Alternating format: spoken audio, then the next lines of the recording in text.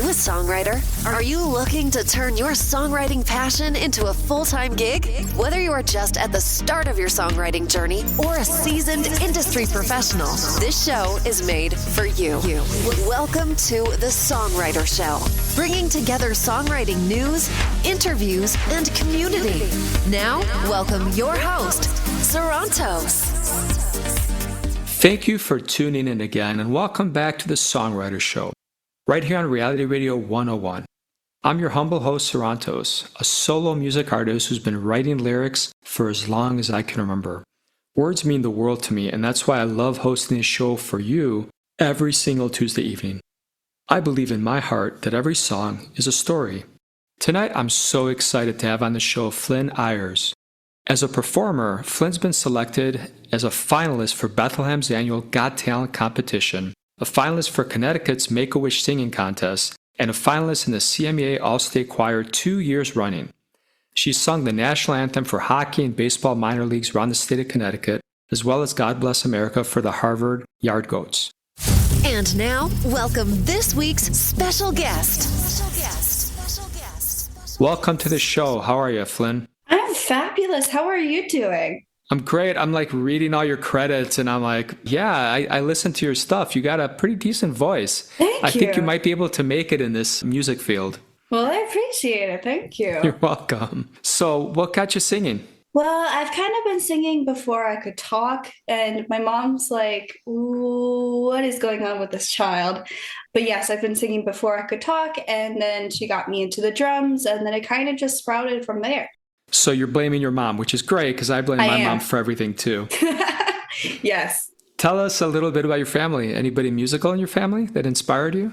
Yeah, so my mom is a very musical person, and she has pretty much taught me the basics of everything I knew from the ground up. My dad plays the bagpipes. Okay. My mom taught me how to play beginnings and basics of piano and guitar. And in her words, she said, I eclipsed her. And then the same thing for vocals as well. Okay. But it's a very musical family on both sides. Listen, we're not going to make fun of your dad because any instrument that you could play is great, but the whole point is for the kids to eclipse the parents. I mean, I think any parent would want that. Right. So how do you do this process, your songwriting? How do you get started? Do you hum a melody and then put words to it, or how does that work for you? I mean, it can happen. It's very spontaneous. Sometimes I hear somebody saying something and I like to incorporate day-to-day conversations because it feels like down to earth. But sometimes somebody will say something, I'm like, oh, I need to write that down. Or sometimes a melody will just pop into my head at like 3 a.m. in the morning, and then I record it into my speaker. And then sometimes my parents get woken up because I'm singing and I'm trying to build off of that, off of that song idea. We call them song seeds because you can like sprout and like grow from that idea and flourish into a new song. But yeah, it's very varied. Sometimes I will have lyrics but no melody, and sometimes I'll have a melody and a chord scheme with no lyrics. Yeah, I think that's wonderful, and I think there's many ways to do the same thing, right? Yeah. Tell us a little bit about what you got going on. Any performances coming up next year? Anything you're excited to share with the fans? Yes, I am so excited. I just auditioned for America's Got Talent, and they really liked the original song that I auditioned with. It has punk pop with classical opera and a little bit of like hip hop rap incorporated into it. But that's what's going on. So hopefully I'll get an email soon that says I got in. And then I'm also going to be auditioning for American Idol hopefully soon. So I am very, very excited about that. And of course I will be doing some gigs here and there. Do you ever get nervous anymore at competitions or live gigs, or not really? You're kind of like a pro. Oh, of course. You're always going to have a little bit of nerves. Those never go away. It shows that you really care about, you know, what you're doing, especially because like it's such a vulnerable craft that you're putting yourself into, and you're putting yourself out there, especially in front of thousands and hundreds of people that you don't know. But it's always going to be there. It does lessen each time you do it, but it also depends on how much you practice. Because if you don't practice that much, the butterflies come. Yeah, I think you're 100% right about that. I know just for me over the years, I was really all over it, trying to practice, but you get to a certain point where the more comfortable you are with things, You're not really thinking. I think when I get out of my own way and don't think, I think that's kind of where the magic happens. And it's taken me a long time to realize that. Yeah, absolutely. Like anything like driving or painting or anything, you kind of just, autopilot after a while. No, absolutely. Do you have any teachers, anyone other than your family that's inspired you or taught you? Yes, absolutely. So at my school, I'm learning classically under two teachers. I have wonderful Maggie Lieberman, who is teaching me how to sing classically. And then I also have my other classical teacher at my school. He is teaching me all about, sight reading and all about classical music. And it's really been a wonderful time. His name is Matt Harrison. And then I've also been taught under Elsa Liphart. She used to be my singing coach that also taught me opera. And also she helped me sprout my love for songwriting. So she was my songwriting coach for a little bit. And then I had Gary Fiandra. He was my drumming coach, and I've had him since I was 7. And unfortunately, I don't have lessons with him anymore, but he has always sprouted my love for music. And last but not least, I have Rachel Youngkite. She's been amazing in helping me with piano, but not just piano and like sight reading and such. She's also taught me so much about, music theory and how to strengthen the songwriting aspect. And it's all these people I've been surrounded with. I'm truly, truly so blessed and honored to have such a great supportive group. Yeah, I'm like listening to you like rattle all these people off, and I'm like, that's phenomenal. Thank you. So, how do you figure out if a song you wrote or are taking part in is going to make it out into the world? Honestly, that's a good question. You really don't know. Sometimes some songs that you're like, yes, this is a great song. Sometimes they just are not, they don't hit. And then sometimes a song that you don't like as much, those will eventually have the most hits. That is very common. So like Sting, for example, he hated a really popular song and that was the one he liked the least. And then a song that he wrote that he really, really liked was not a hit at all. Yeah. So, it can be like a flip-flop kind of thing, at least in my perspective. As long as I have my favorites and people, respond to those and feel attached to the music, that's all I'm really looking for. Yeah, fair enough. How do you look at your potential obligations in this field compared to other parts of your life? Is this the first thing up there? Do you even think about anything else, or how does that work for you? Oh, absolutely. Ever since I was 1, I saw Barbie Princess and the Pop Star, and I saw the pop star, and I was like, that's what I want to do. I want to be the girl with the wigs and the sparkly outfits, singing, playing piano, playing guitar, doing all these things, writing songs, having a management, having a record label to back you up. That's what I've always wanted from the ground up. And then when I was younger, like 12 years old or like 10 years old, I heard the Berklee School of Music can help you with that. And I was like, that's the college I want to go to. So music has always been the biggest foundation of my life. And yes, I do have hobbies and I try to balance it out with reading and drawing and obviously music and friends and family. So it is a lot sometimes, but to me, it is so worth it because without music, I feel like I can't concentrate in life in general. You know what I mean? Yeah, absolutely. I'm talking to you, and you definitely have this classical influence, which means vocally you can do things no one else can. But you just listening to you talk, remind me a little bit of like a younger Katy Perry when she was first coming up. Oh, And I don't know if that's offending you or like, I love Katy Perry. Yeah, I think that's kind of the vibe I'm getting. Especially with her younger days and her for sure. Yeah. So great. Yeah. Well, thank you. Nobody's ever said that before, but I appreciate it. Thank you. Nah, no problem. And if you've ever listened to this show, I never lie. So I'm just laying it out there.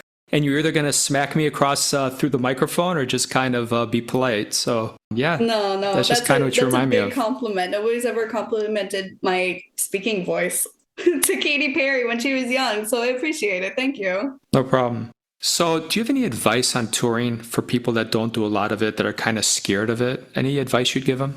Well, I would definitely say practice is key. Practice is the biggest thing, especially in front of an audience. Like family members, friends, literally anybody like just keep practicing, because that is what helps you perform more. You learn from the mistakes that you made. A lot of people like look at artists today and they're like, wow, they're it's like so effortless. And the thing I will say is, yes, they make it seem effortless, but they put their heart and soul into this, and they use a lot of energy to make it seem, more animated than what they could be feeling that day. They may be like hungover with the flu or something like that, but they'll still give it their 110% because that's how they practiced it. Completely get it. So yeah. eventually it become automatically like that can't be taught, but that can be practiced. I think you're 100% right with that. Yeah, I think that's a good way to think about it. So tell us about this song we're going to hear of yours. What inspired it? So I wrote this song when I was 15 years old. At the time, I was struggling with depression, anxiety, all those things that, a 15-year-old that has so much confusion with, struggles with all those things. And it's obviously like new emotions that you never felt before. And I wrote this song called Pushing Up Poison Daisies. And I remember hearing like a melody, and I immediately like recorded it. I had from like 3 a.m. a song title. I have like song titles, and one of them was called Pushing Up Poison Daisies. I'm like, this sounds like something that should be put together.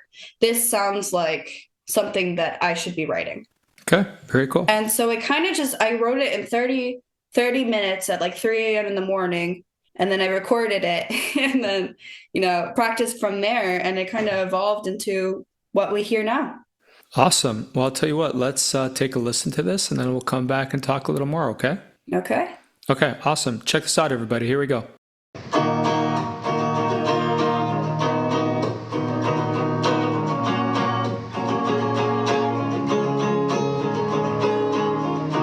I woke up looking like a mess, but I don't feel a thing, like a bird with a crippled wing. Yeah, and I am everywhere, you know where.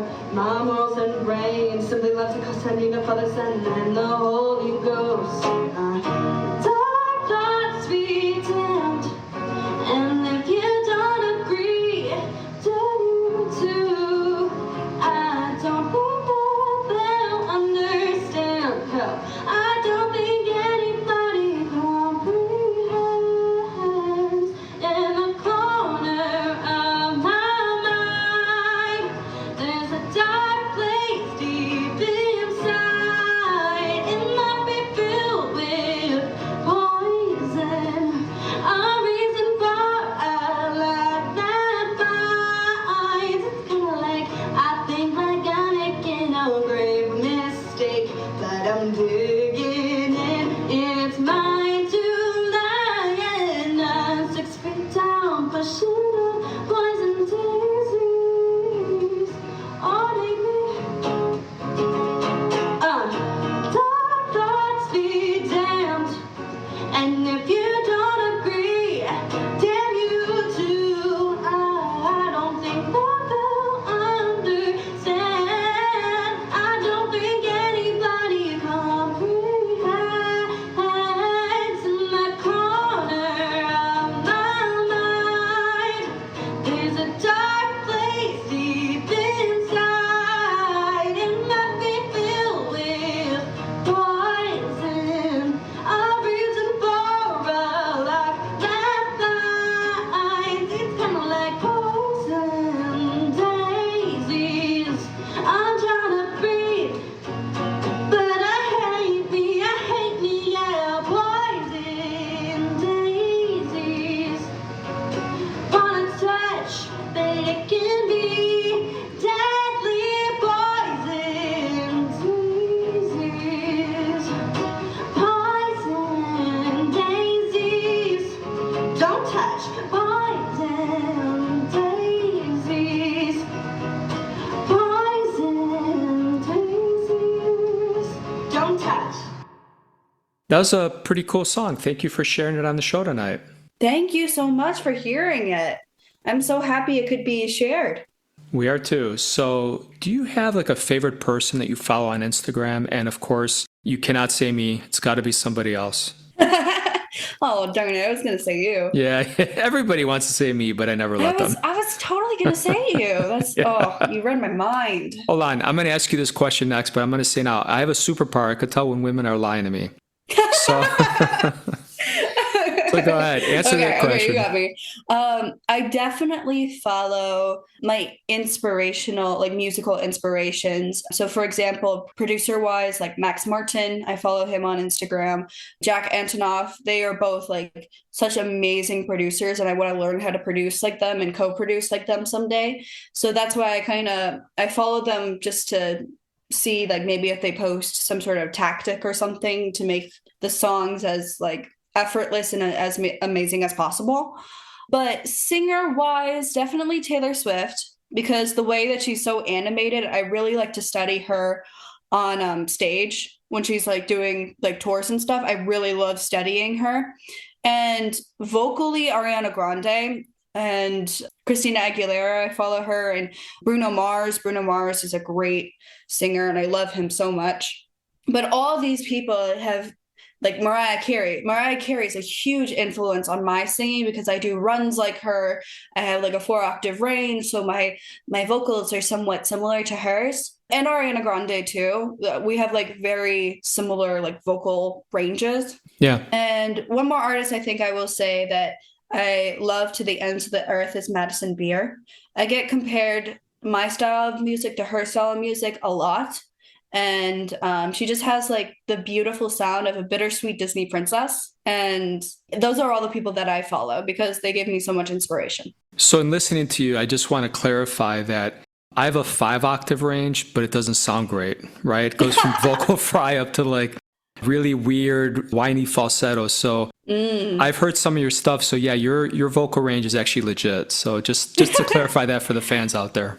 I appreciate it. Thank you. Yeah. So where can people buy your stuff, stream it, find you on social media? What do you want to share? Yes. So unfortunately, I do not have anything on Spotify right now. However, I am working on demos currently for hopefully an up and coming album.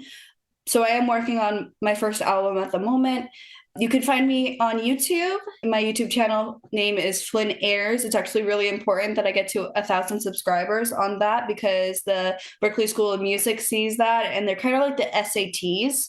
It's like the alternative of the SATs. Really? And okay. Yeah, so they see it and they're like, this girl is dedicated. This girl loves her craft. We want this girl because she is dedicated. So if you have 1,000 subscribers and you've been asking people to subscribe nonstop, it'll really show that you are very dedicated to your craft and just love music and you want to go to the school. No pressure.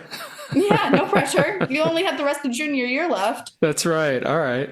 So my last question for you, what's the funniest thing that's happened to you recently that you care to admit on the air?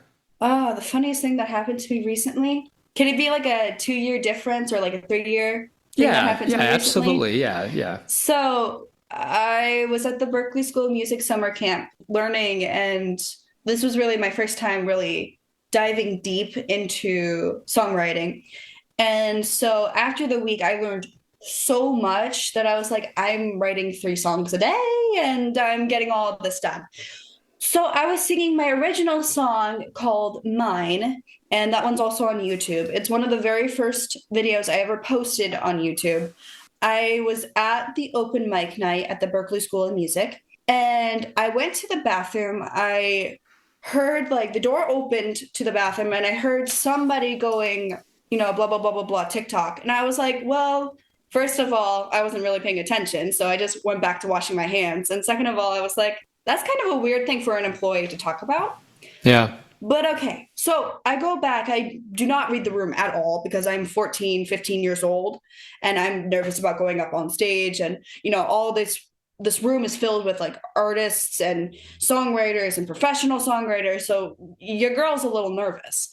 So eventually it was my turn to go up, and I was singing, and it's kind of like a slow build kind of song. So when it came to like part of the climax, I heard like this girly whoop from the audience. I was like, oh, that was so nice of her. And so I keep going. And eventually I hear this whoop. It still sounded like the same person, but it sounded more masculine. And I was like, oh, okay. And then obviously people started paying attention more and they really liked the song. And then I hit a high note, do a run to the bottom, and the same guy or girl was like, woo! And then everybody went ballistic, right? So after that, people started clapping, people started cheering. So I go down, people were telling me, great job. And then I went to my mom's friend's house. And then my friend texted me, she was like, Charlie Puth was there. And I was wow. What? And she goes, he heard my song. I was like, yes, that's great. When? She's like, he heard my song. I'm like, that's great. When? So I was in disbelief. So I turned to my mom and I go, Mom, I think Charlie Puth performed at like the Berklee School of Music or something. And I think I missed it. And she goes, he came back. So the high-pitched whoop in the beginning of my song was him. That's awesome. And my mom was holding the camera like horizontally in front of her face, but she was like turning to him like every 5 seconds. Like it was like whiplash every 5 seconds just to look at his reaction.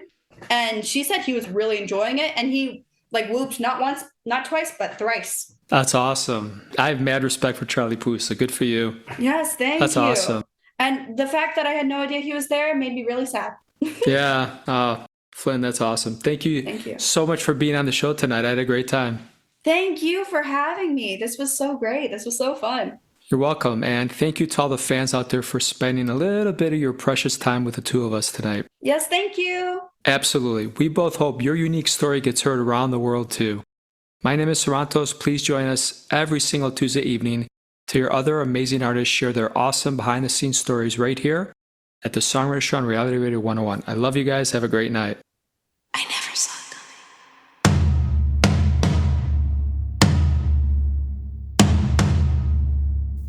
coming. Love is forever. Comets fade away. Hundreds of possessed, closing on the prey. When you're young, you fly too close to the sun. You're always on the run, but every day is fun. When you're young, when you're young. When you're young, your eyes are open. You think you can see what's coming, but silly as it seems, life's a circus of extremes. When you're young, every night is meant for loving. When you're young, when you're young. Love is forever.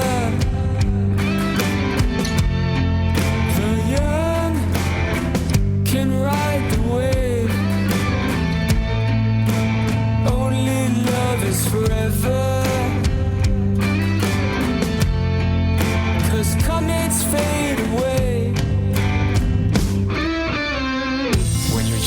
Sometimes you're trapped in sadness till friends get you laughing, but waves can come crashing. When you're young, when you're young.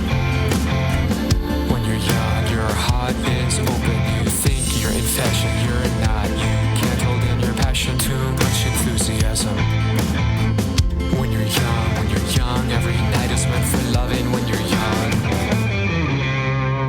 the young see things older people don't, but fun's not always real,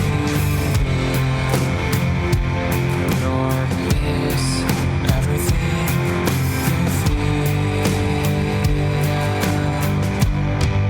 It's not. Love is forever. Comets fade away. Hundreds of possessed, closing on the prey. Love is forever. The young can ride the wave. Only love is forever. 'Cause comets fade away.